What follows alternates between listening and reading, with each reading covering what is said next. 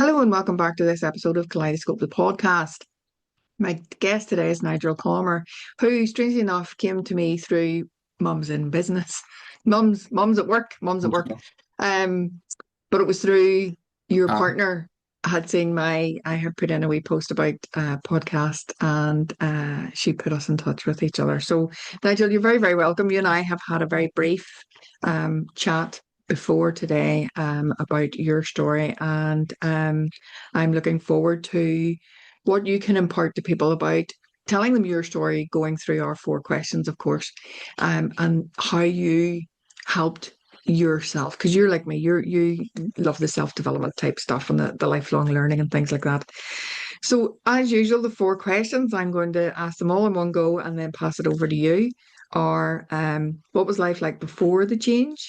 What was life like during the change? What was life like after the change? And not that any of us have a crystal ball, but what does the future hold?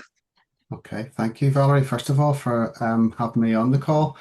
Yes, the four questions, they're good questions to ask. And I had to think about them before I came on because when I look back at where I was and compared to where I am now, it's literally um, light years apart. So what happened or how I was before the change was for whatever reason, and there's a number of factors, but I can't remember when it started. I was always very, very fearful as a young boy. And I believe that it was and I've learned this through the work I do, my, if you like, translation or my perception of the world was it was a scary place.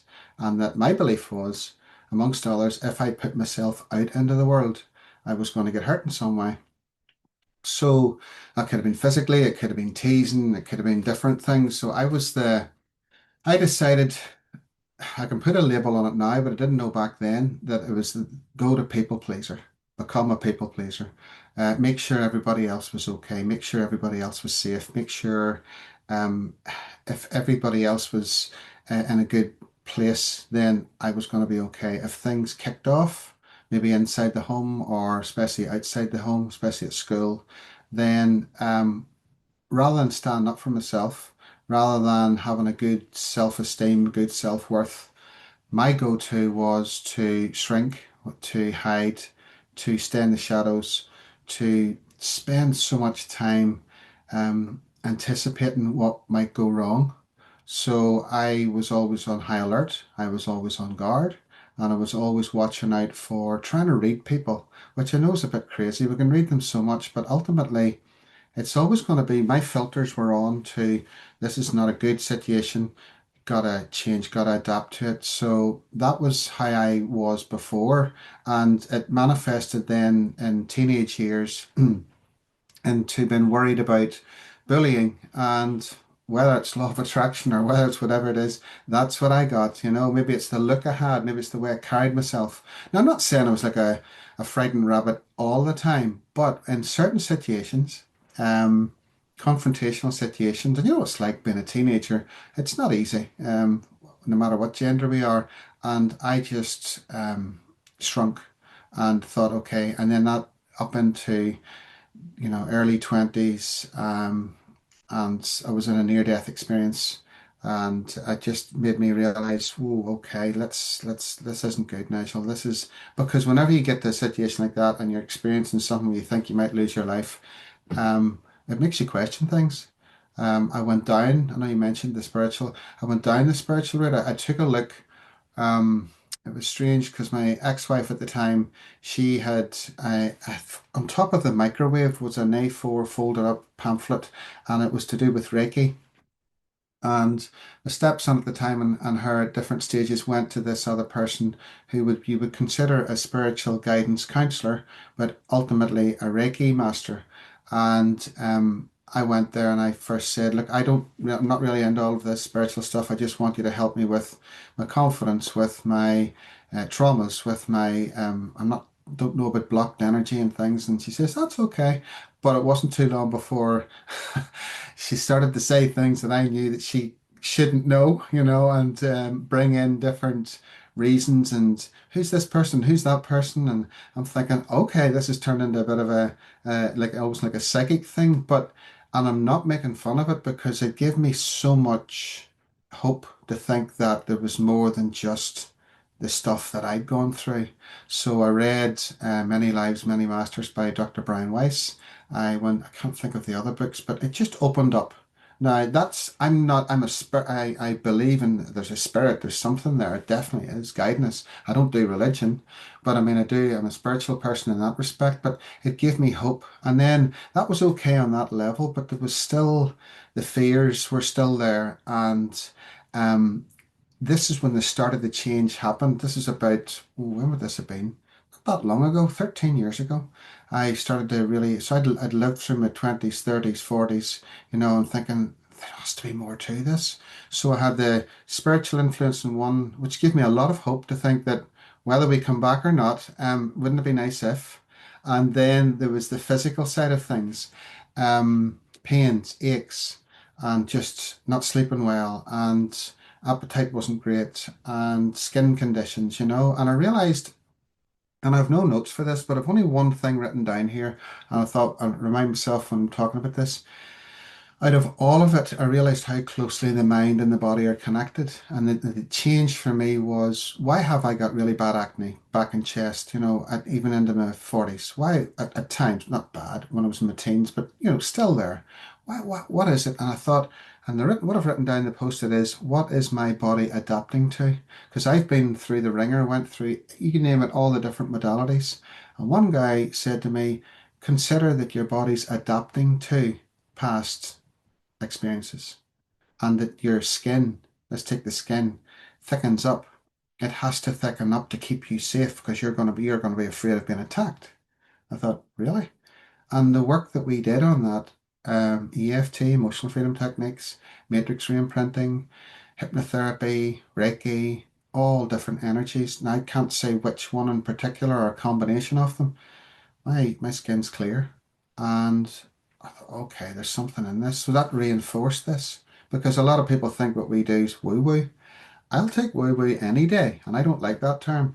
I'll take taking responsibility any day, and that was the start of it. So I then trained as an EFT practitioner in 2013, matrix reimprinting, did clinical hypnotherapy in 15, havening in 2022, and now it's more NLP. It used to be called faster EFT, which it's nothing to do with EFT, and it's more NLP and a bit of hypnosis. So it's called eutaptics. So I've tend to have, and I do believe this is the last modality I need to learn, want to learn, and just fall back on all the other stuff. So that was the change. And I saw the change. I felt better. My relationship ended, to be fair, um, 8 years ago.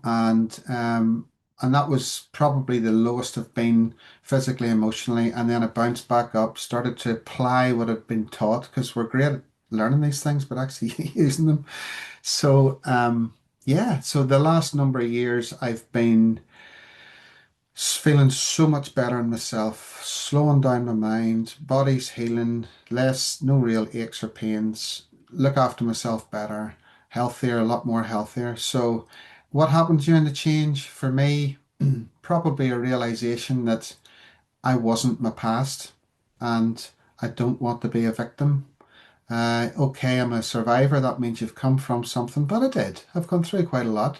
But for me, it's, I don't believe I'm turning into something I'm not supposed to be. I believe I'm going back to who I should have been. And maybe that's the journey. Maybe that's the purpose. We'll come down here and we'll have these experiences, and you sit up later on a cloud and think, okay, how'd that go? That didn't work so well. Let's go back down again. I don't know. But I love the fact that the Reiki master encouraged me to consider, Nigel, there's more than just this.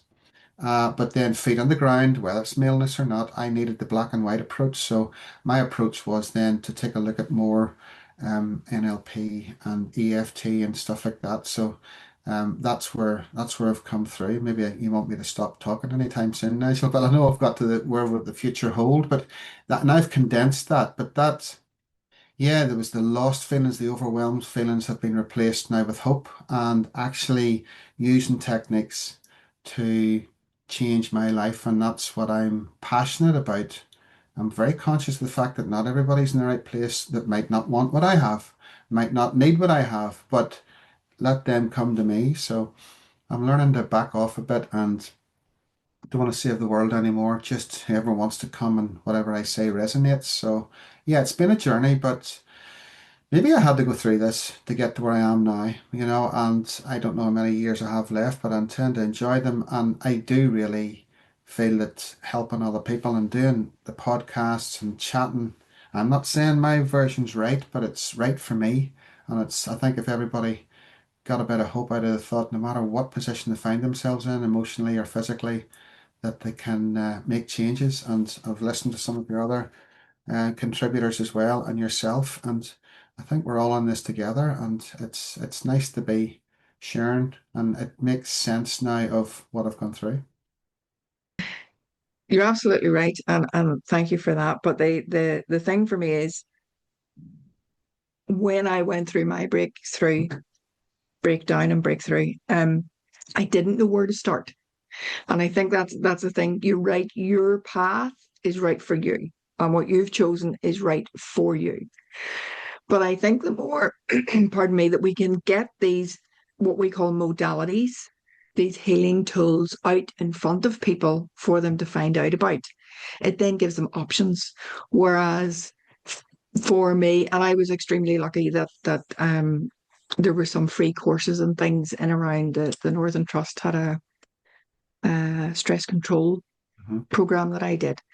Um, but if those options, if you don't even know where to begin, somebody just listening to some of these podcasts and hearing about you tactics and EFT and NLP and hypnotherapy, Hmm. it gives them somewhere to start. And it might be that they don't particularly click with me, but they click with you, Hmm. and they'll go onto your website or whatever.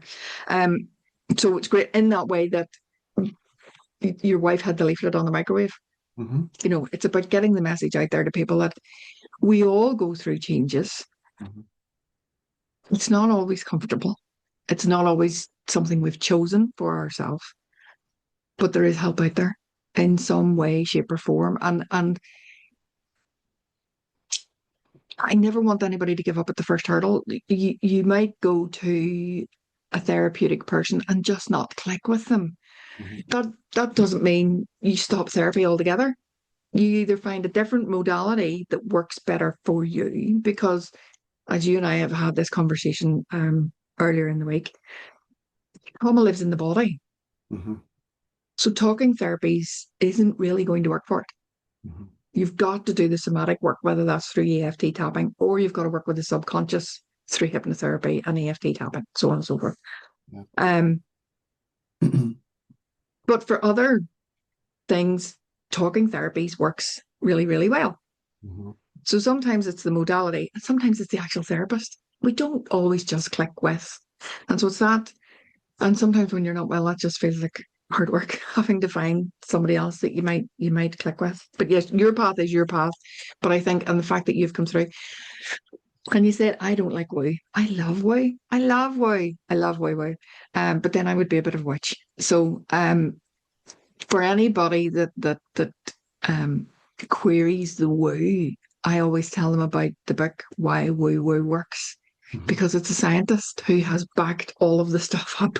Even some of the stuff he's going, I'm not really sure crystals, but here's the theory behind why it should work. And that's me paraphrasing, obviously. Um, but I love that book for anybody that's going, not fond of the way why woo woo works. It's brilliant. Somebody else has done all the work for it. So I'd wrote down a couple of notes, things to go back and ask you about. And you said about, and I remember going through this, and it may be a teenager type thing, as you said. Did I have the look about me? Did I have, was it how I carried myself? I used to say to people, have I a sign? If I have something tattooed on my forehead that I can't see, that everybody else can see. And I think it is this thing of back to the woo woo. It's our energy. Our energy very much says, I have high confidence, high self esteem, high opinion of myself, and I'm going to be able to defend myself, Hmm. or it doesn't. And I think the greatest gift we can give our children is to raise their self esteem. And we do that by enabling them to regulate their emotions first and foremost, so that they're aware of themselves first. But if, and I like you, have clients who've said, I had a wonderful childhood, I had fabulous parents. It's not always parents. It can be your teacher in school that can just completely take the feet from under you and make you feel really, really tiny, and that's your self-confidence gone. Hmm. Um, so yeah, I think there is a bit of how we carry ourselves and how we have the look about ourselves, but it's more that the energy that we put out into the room because of the way we carry it, that it does tell people I'm a victim, or whatever terminology you'd like to use. You also said you had a near death experience. Sorry, that was a lot of me talking. I'm not actually asking any questions, but you said you had a near death experience. Um, so one of my other guests, Christine, had I think three near death experiences, and her lifetime ran backwards in her mind. But it was only the happy stuff she's seen, which I was surprised at, because I always thought it was your worst stuff you would get to see.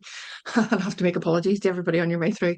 Um, was your near-death experience, did you follow a light? Were you in a tunnel? Was there the scene of your life scrolling backwards? If you wish to talk to it, and if you don't, that's fine. Yeah, it's fine. No, and just one thing I would say about that term, the woo woo. It's not that I don't like it. I don't agree with the term woo woo because it's not woo woo. It's energy. It's my Karen. And this is the thing about it. No matter what, and I'll answer your question. No matter what I practice now, she does a lot of energy work. And you talk about the white witch. I joke about her being a white witch, and I mean that in a positive way because she is talking, her approach would be um, what you think about, you get more off, okay? And also what you hold inside is the energy blocks. I know it's energy blocks. I know it's energy that's not moving. I know it's energy that we give off. It's energy that we receive. You walk into a room, cut the room atmosphere with a knife. I get all that totally. It's just maybe not, it's not the language I would use, but this is the beauty of what we are offering and what we all do, you, me, and everybody else on the calls maybe saying to people is there's no one size fits all. So it can be you dip in, dip out. And that's what I've done. I've dipped in, dipped out probably 20, 25 different practitioners over the years. As regards the near-death experience, well, mine was troubles related. I was sitting in a car with a guy who was killed. I was seriously injured, and Mhm. my closest I got to what you would consider, I suppose, the next realm as such would be for me that the trauma was so severe and the noise was so loud. It was a shooting incident. Um, Everything slowed down. And I accepted. Once I accepted, I don't know whether it was because there was panic at the start for a few seconds, there was action, then it was just injured, couldn't move, and it left me putting my hands. I was lying outside of a car, hands over my head, and just accepting this was, I'm going to die. So I accepted. People say, "Oh, you know what?" We're like, for me, and I don't know what's going to happen whenever it does, but for me, it was a very peaceful thing because my friend was dead. I was, in the throes of severe trauma, and it was too much for me physically, emotionally. And whether there was something bigger guiding or whether it was just this is biologically what happens, Nigel, I then just accepted that was it. And at that moment, I got flashbacks of leaving the house, my home, family home at that stage. I was 21, and leaving home, coming into work, calling into one of the local, because this was night shift, calling into one of the local places to get something to eat. And I always see this guy in the town. This is what, 36 years later. And I see him, and he was walking past me as I was going to get something for my tea or breakfast, if you like, because I was up on night duty. And I didn't know him. I still don't know him. He doesn't know me. But anytime I see him, I'm straight back there because that was part of the flashback. That was part of the process. So I went on a timeline. I didn't see any lights. I didn't get an out of body experience. I saw a timeline of the last 4 or 5 hours before I was injured. And I saw my parents and I saw all of that. And it wasn't a bad thing. I wasn't fearful. This is the strange thing. There was no fear. There was no panic. There was no overwhelm. There was no physical pain, nothing. It was just slowed right down. And then it stopped. The ambush, the shooting stopped. And then, reality kicks back in again. So it's just always made me, and now that took me on a journey. That took me on a journey of where is my friend? Where is he now? What happens whenever you go through something like that? Now, for maybe people listening, they might think that sounds awful, but when I look at the whole timeline, the scheme of it, it made sense that my body or something took over and said, this is maybe that's what happens. Maybe overwhelm, total meltdown, overwhelm. Your body just decides, okay, let's just relax and let's just, I don't know. I can't answer that question, but it's interesting. So there's no fear. That doesn't mean I'm reckless, but I don't fear death. I don't fear dying. I don't fear, and because I've had to go on a journey of reading different books, I talked about the past lives book earlier, and different ones I can't think off the top of my head, but it made me realize that, there must be something more to than this, and I would like to think I can make my life more than just that's what I'm known as. So no, no, no, no light, no physical. It was a very physical experience, a very calming experience, and maybe it was the acceptance that this is it. It just took away that fear, and that, when I think about it on a deep level, is where I'm at. But because I've done so much work on this, Valerie, and it's not that I've just cleared it with a view to forgetting. I hold my colleague in my heart, but at the same time, I have a life to get on with. So that's the biggest revelation, is that we just make up these things in our head about how bad things are going to be. We really don't know. If you said to me, "What's your experience, Nigel?" Yeah, and some not so good experiences, but at the end, which was very close to, so peaceful, so calm.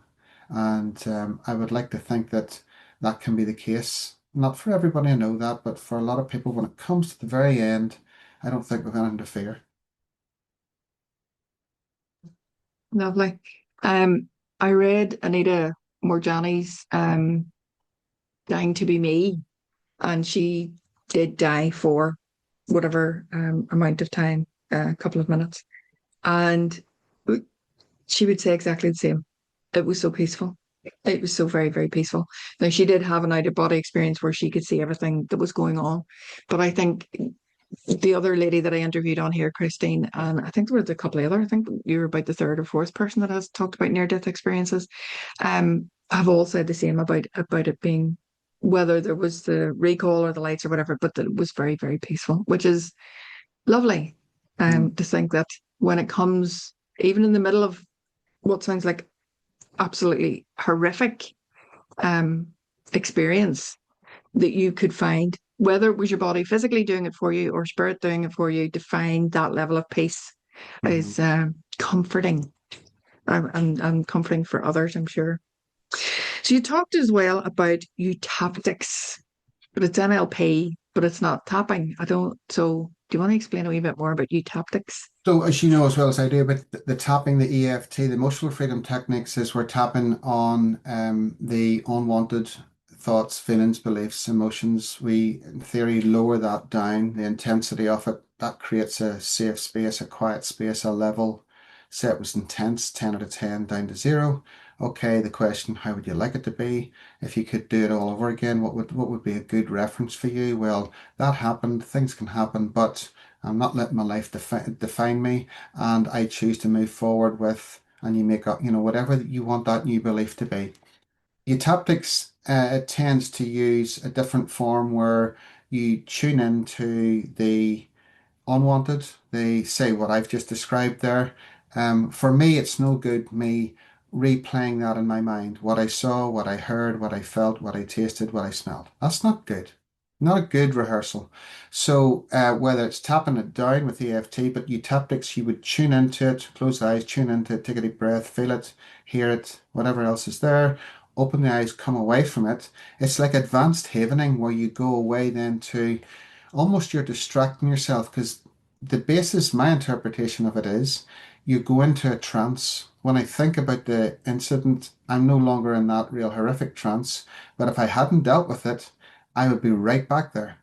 So if somebody tells you a joke, you're in a trance. If you're watching TV, you're in a trance. If somebody tells you a story, I've probably put most people in a trance today, so apologies for that. But they're off on one. So what we try to do is we decide the guy that runs it, Robert Smith, he's the creator. If you're going to have this might be a bit of a jump. If you're going to put yourself into a trance, he says a fantasy, pick a good one. So what he means by that is lower the hurt, get the wisdom, and then recreate like we do with EFT, with matrix reimprinting, with NLP, with eutaptics. When you get it down and you get the understanding, how would you like it to be? But you can't get that to have a good belief and a not so good belief are competing. So we've got to lower the hurt, get the wisdom, and move forward. So in eutaptics, we don't tap on the negative, we feel it or hate or hear it, whatever it is, and then we distract ourselves with a number of protocols, processes, and what it does is it takes the mind away from the problem because it's the neuroplasticity. Whenever I liken it like this, and it's maybe not the best explanation. If I have an experience, it's new. So it's sitting out in the front desk area, okay? And then I'm thinking of a bank. And then whenever I keep rehearsing it, playing it over and over and over, it becomes more solid. So then we go and put it in the vault. So whenever I get watch TV and I get triggered, or a conversation and I get triggered, or read an article on social media and I get triggered, what I've done is my mind has gone a Google search and searched what should we do in this situation with that information, goes into the vault and says, this is what you should do. Oh, don't do anything. Panic, run, fear, get your cortisol up, get your adrenaline up. So what I can do, whether it's eutaptics or NLP or EFT, in a gentle, caring, loving way with a client or somebody working on me, if it's big, bring it out of the vault, bring it out into view. Don't want to talk about it, Nigel. We can do no content. Don't need to talk about it because we don't need to. You can do other processes. Or, yes, this is what happened to me. And then we go through it like tell the story from the start, middle, and end, lower it down. So remember, we brought it out of the vault, we've brought it out into this into view, we process it, and then what would be a better way to look at that? Well, bad things can happen in the world. Situations can happen, and it's awful what can happen to my colleague and me being injured and stuff like that, but it doesn't happen every day. I don't need to be on high alert every day. If I was bullied, I don't need to be on high alert every day for that. I change my belief. What would I need to do to believe that it's safe to put yourself out there? Well, and then if it's me working with somebody else, what would they want? It's not me telling them, what would you need to do? How would that look? How would that feel? Store that back in the vault. So when I see something, I have compassion for somebody who's gone through what I've gone through, but I'm not down in the pit with them because then I can't help them. So eutaptics is, for me, mechanical. It's not an energy-based approach. It is my interpretation. We have an experience. So if you had a phone, you went down to the beach and you thought, Nigel, look what I've recorded here. And you showed me a video of Donegal and it's got the beaches and we see the sea, we see the scenery, we hear the waves, the seagulls. That's about it. But with us, we're more than that. We can taste, we can smell, and we can physically feel. So if we've got all that and it's a good experience, we want more of it. But if it's not a good experience, then we can adjust how we hold that in our mind. So that snapshot, if it's not serving me, then we can go in and we can do different processes to lower down the sights and the sounds and the things that aren't so good and the feelings in the body. You talked about the somatic, if and gain the wisdom. What is the wisdom that I can get from this? And then how would I like to move forward in life? And then if we're recording devices, I know we're energetic, but if we are recording devices, how about recording something new? How about recording something that doesn't make us vulnerable, but keeps us alert for the right reasons, but not on guard in the focus? Because I'll finish up. My last thing of thinking that lately of this is if we're triggered, people say, Nigel, I don't want to let go of this. Because if I let go of this and let go of the high alert, I'm going to be vulnerable. But I used to be a driving instructor, and I remember having people in the car, and people would say, I'm going to sit in the car, Nigel, and this guy's or woman's going to be sitting beside me with a big high visibility vest and a big clipboard, and they're going to be watching me for 40 minutes in the car on a driving test. And I'm going to be panicked. And I didn't know this stuff back then, but I said to them, look, if you concentrate on the test with what this person's writing down, you're not going to watch out for the young person who's going to run out between a car, the traffic light that's maybe not working, the elderly person that's going to come across the road. You're going to be focused on what you don't want and then what's going to happen. So if I bring that into today's stuff, if we can think about the vulnerability, if you let something go, you're actually not, because this is where eutaptics comes in. It's they call it trance. You're in a trance. If I get triggered, I'm not in the present moment anyway. I'm off somewhere. I'm vulnerable.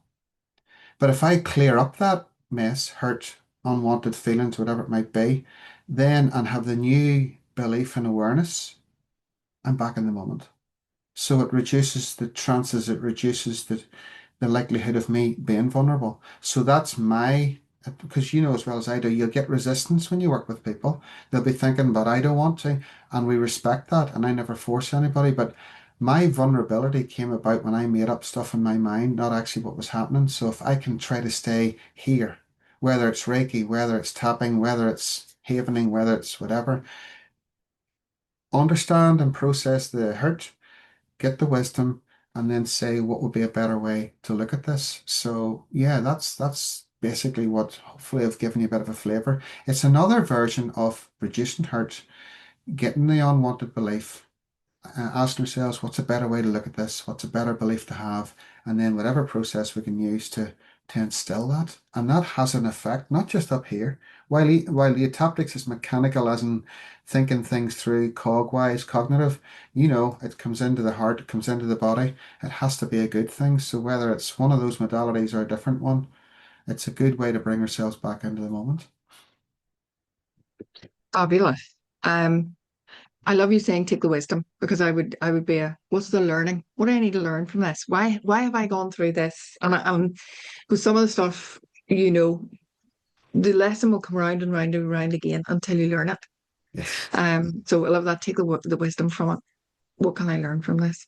Um, because I've done NLP, it sounds to me like we would take people into the cinema and watch the thing on the screen Exactly. and then take the color, reduce the color down, reduce the sound down, until it's just snow.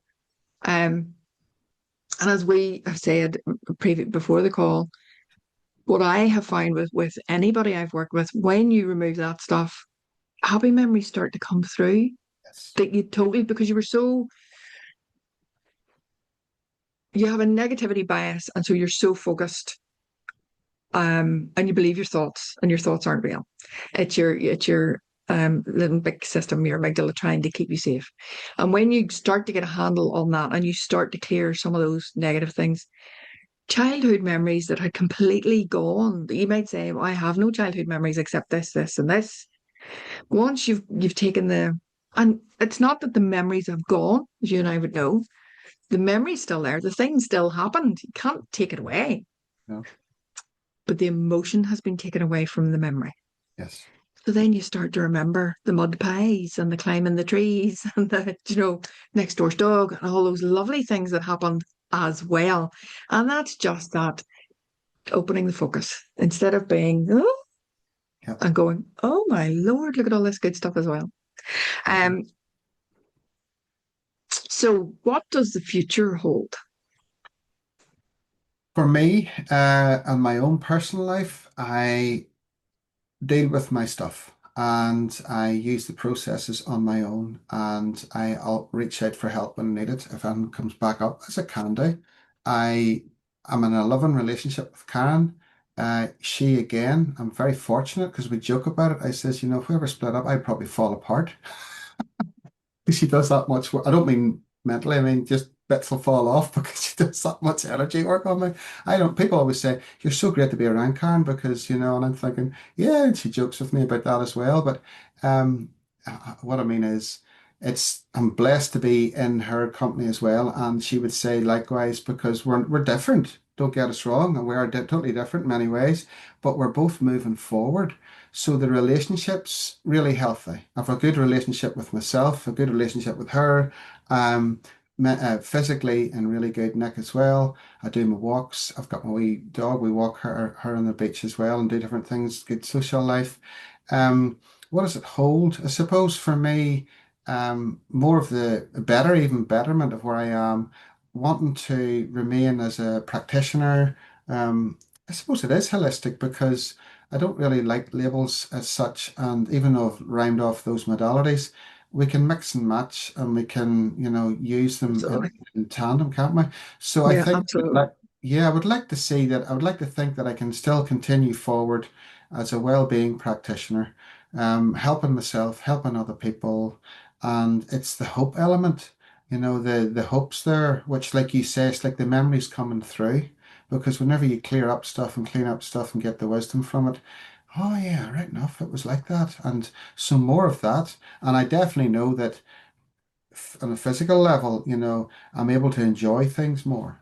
Maybe going bodyboarding in the sea where we live, or on holiday, or just absorbing being in the moment. So I would like to think the doing more podcasts, doing more talks, doing demonstrations, hiring local venues, a bit of theory, do practice with people, give them the techniques, and then maybe a Q&A. I can see that. I would like to do that once a week or once a month in local venues. Be part of, not just Nigel, collaborate with people, do more podcasts and do one-to-ones with people, Yeah. private practice, and just keep learning, keep reading, of books over there on my shelf, and just keep going back over them and just enjoy life more. Yes, so it's totally, totally different. And one of the modalities, revisit that younger Nigel and give him and help him get what he needed back then Needed. Yeah. and move forward. And yeah, that's it. So I suppose, what's the future hold? I'd like to think I keep moving forward, I keep evolving. Brilliant. Brilliant. Thank you very much. So my last three questions are, and as I say to people, you can answer one, two, or three. It's entirely up to you. I know people say to me, your favorite book, and I'm like, because there's just too many, Nigel. There's just too many. Mm. Um, so favorite book, favorite phrase, what you would tell your younger self, and it's up to you how many of those you answer. I'll do three. The favorite book and the one that's had the most impact on me is a book called Awareness, and it's by Anthony de Mello. I think he was a Jesuit priest. He's no longer with us, but the book was recommended to me during the time that I was going through the breakup of the marriage, and it helped me regulate. It helped me not become attached to outcome. It helped me, and it's a bit of it's a hard read, very simple, simple language. But I'm not saying I believe and could use it all, but oh, it was all right. Okay, it made me realize where my attachments were and where things were to improve. So that's called awareness. Um, Favorite phrase comes from, I have to credit him, Robert Gene Smith, the creator of Utaptics. Your memories, and by the way, Utaptics is memory based, your memories are instructions on how to live your life. So your memories are instructions on how to live your life could be translated as, if we let it, the false limiting beliefs that we formed as a result of experiences in the past, if we let them and we rehearse them and we keep them going, they will determine our now and our future. And if we don't like what we're getting now, for me, you go back and you adjust how you hold those experiences. What would I tell my younger self? Yeah, it's never too late to have a happy childhood. It's never too late to um, change and let go of those experiences. I think that would be what I would tell them. Yeah, it would be nice to, and I do often go back, and especially if I get an aha moment. Now, remember, I was afraid of putting myself out there for fear of blah, blah, blah, blah, blah. I'm here today. Thank you for the invitation. I'm You're doing welcome. it. So I don't mean that in a, oh, I'm like great. No, no, no, no, no, no. You know what I mean? And that's what Yeah, I'm I feeding back absolutely to do. younger Yeah, Nigel. So I can give that back. yeah, You can get to Valerie, and everybody in the call can do that to them younger self. We can reparent ourselves. So yeah, that's what I believe. yeah. Brilliant. Thank you so much. And that I love that we're never too old to have a good childhood because the more we go back and help that inner child, the more we will evolve Absolutely. because they are informing through those memories, they are informing our future. But if we can go back and help them to see the changes that we've made and that we've survived because of what they went through and what they held for us, we have survived and they can let it go now. Um, Yeah. yeah, as you can tell, I do a lot of inner child work on myself and with other people. So I love that one. Very, very good. Thank you. And I must look up that awareness. I think I can see the cover of it. I'm nearly sure I I've got might it on the even have it shelf over there. in my, Yeah, it's the my awareness by Anthony DeMello. Anthony DeMello, you'll Google it. I think it's yeah, the only, he might have written a couple of books, but yeah, you Google him, you'll probably get it on the usual yeah, channels. yeah. Nigel, thank you very much for your time. Really appreciate it. Thank you for coming along and telling people what it is that you can do and how you did it to help yourself. Um, and hopefully, if anybody, as I say, your contact details will be in the descriptor somewhere. I like to say below, but then it depends what they're watching on. You never know whether it's below or beside. But the descriptors will be there with your contact details. Um, Thank you very much. And I wish you and your inner child all the very best. Thank you for having me on, Thank you. Henry. Thank you.